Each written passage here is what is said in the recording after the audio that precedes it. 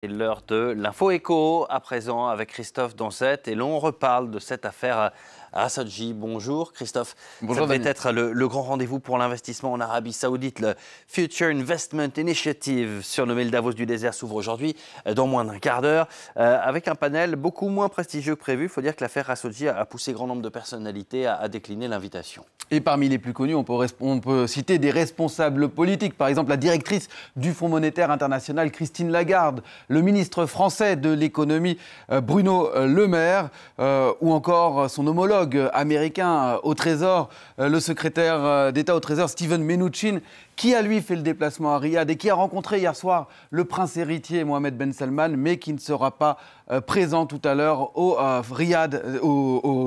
Ritz-Carlton de Riyad dans quelques minutes. Il y a aussi des chefs d'entreprise, le patron de Uber, celui de Virgin, ou encore celui de Ford, de Siemens, ou encore plus récemment, c'est un dernier à avoir décliné l'invitation, c'est celui d'EDF. Il y a des banquiers aussi, le patron de JP Morgan Chase, ou bien des banques françaises, Société Générale ou BNP Paribas.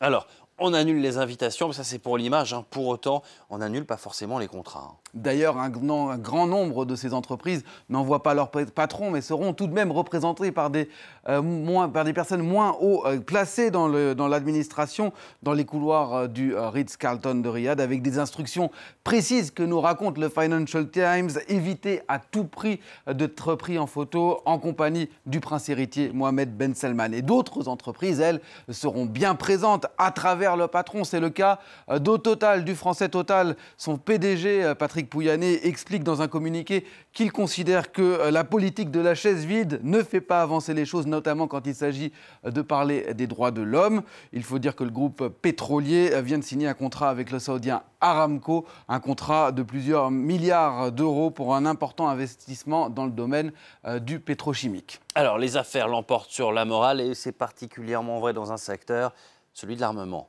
Et c'est un secteur très important pour l'Arabie Saoudite. Le pays est le deuxième importateur d'armes qu'on voit ici, derrière l'Inde et devant l'Égypte. C'est le drapeau égyptien qu'on voit ici.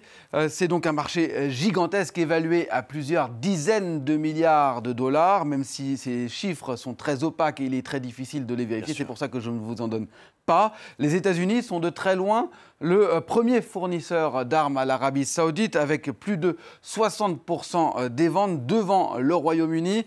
Et la France, elle, voilà, 61% devant le Royaume-Uni, qui est quand même assez loin derrière. Et la France, qui est troisième, très loin derrière, avec seulement 4%. Là, ce sont des pourcentages qui sont donnés par l'Institut de Stockholm pour la paix, qui est un institut très sérieux en la matière.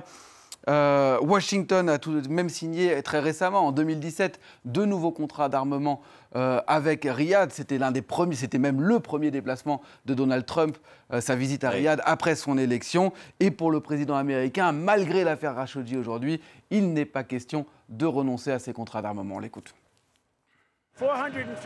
Nous avons 450 milliards de dollars, dont 110 milliards de dollars pour une commande militaire. Mais il s'agit d'équipements et de diverses choses commandées par l'Arabie Saoudite. 450 milliards de dollars, c'est plus d'1 million d'emplois. Ce n'est pas utile pour nous d'annuler une telle commande. Cela nous fait beaucoup plus de mal qu'à eux. Voilà, Donald Trump, donc décomplexé, mais d'autres pays se disent ouvertement plus embarrassés. Et en premier lieu, l'Allemagne, qui appelle ses partenaires européens à geler les ventes d'armes vers l'Arabie Saoudite. La chancelière allemande Angela Merkel le répète depuis dimanche, elle l'a encore de nouveau affirmé hier, il faut stopper les exportations vers Riyad. On l'écoute. Ce qui s'est passé au consulat d'Arabie Saoudite en Turquie est une monstruosité. Toute la lumière doit être faite. Et tant que nous n'avons pas de réponse, il n'y aura pas d'exportation d'armes vers l'Arabie Saoudite. Je vous le dis très clairement.